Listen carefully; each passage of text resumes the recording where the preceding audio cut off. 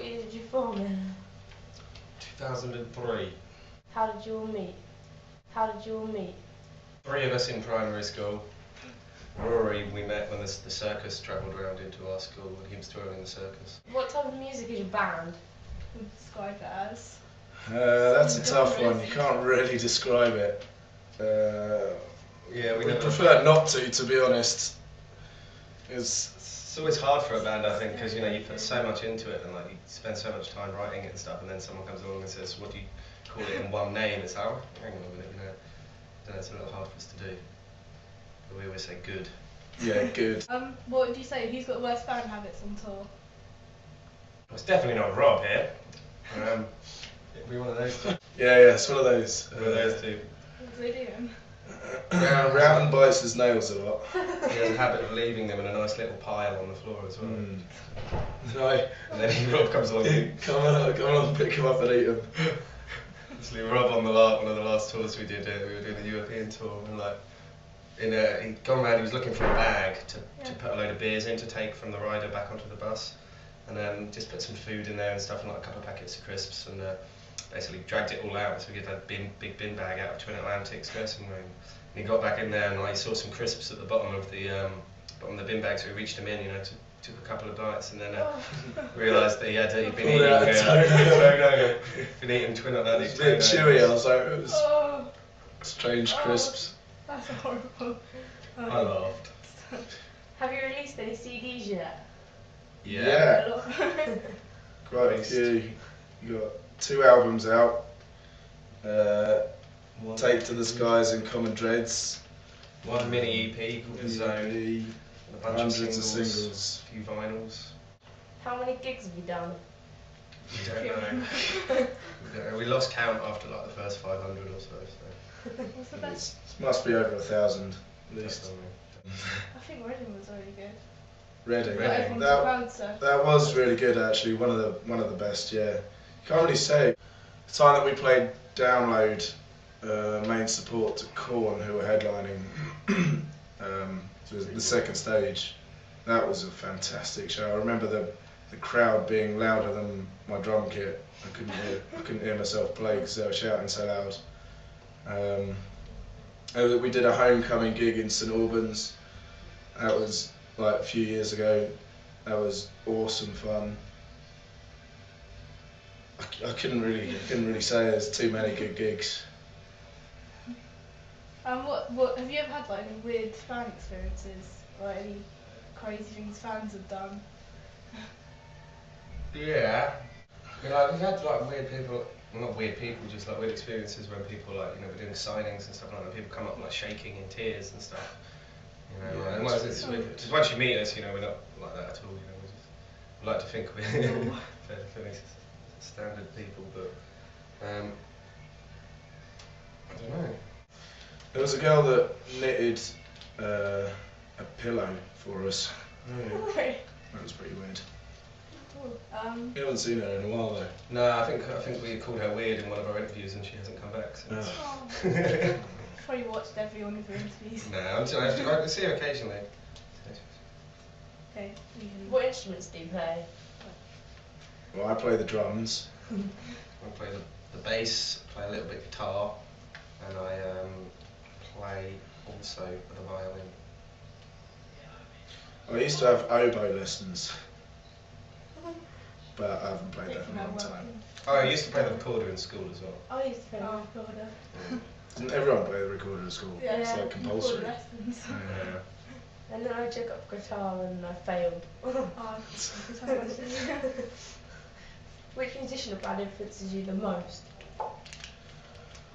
Life, yeah. We take inspiration from everything we listen to and everything we do and see, so we couldn't pick out one person at all. I don't think bands should really do that because otherwise they're never going to have their own sound if they take more inspiration from one particular band than any other.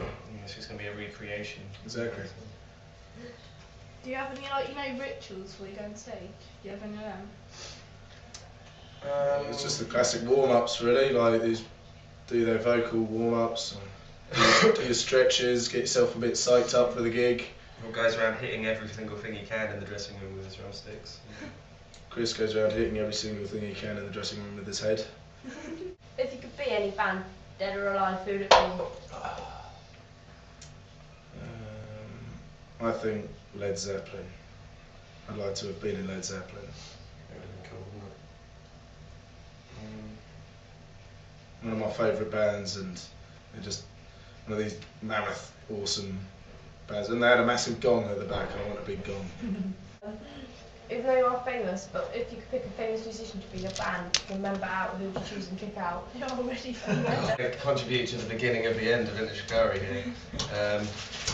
Well, I'd kick out myself because I wouldn't have the heart to kick out any of the others. Good answer. Well done, you. Who would we bring in? Nozzy.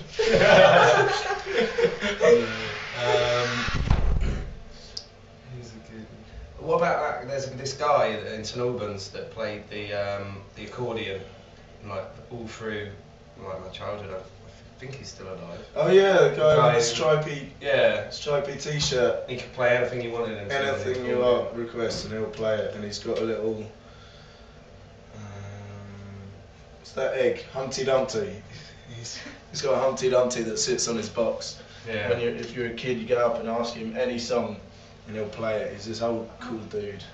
He'd be Don't know his name though, but we'd choose him. Where's your favourite place to gig? Australia or Japan? Probably. How come? We've only been to Australia once, but it was like the best tour we've ever had. It was Australia in the summer, we should say. yeah.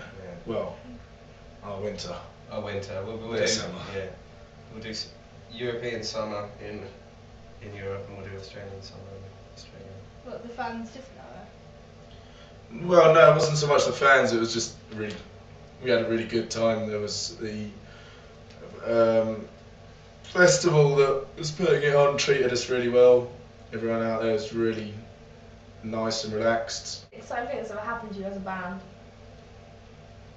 Well, during our trip to Australia and New Zealand, Auckland, I jumped off the Auckland Bridge with a bungee jump. That was pretty exciting. It was the one time intense. our plane got hit by lightning. Seriously? It's quite exciting. Yeah. The What's weird it thing like? was What like. did it feel like? It just felt, you just saw a big flash and a little shud, and that was it. And then the captain came over the tannoy and was like, for any of those who were wondering, we were just hit by lightning. Don't worry, the plane is designed to be able to handle this kind I of didn't even notice it. Did you not? No. There was a time as well we got the phone call to go out and support the Prodigy, which was pretty Yeah, exciting that was for pretty us. exciting. What was the project like as people? Very nice. Didn't yeah. see them that much. They spent a lot of time in their hotels, but it's really down to earth. Very nice.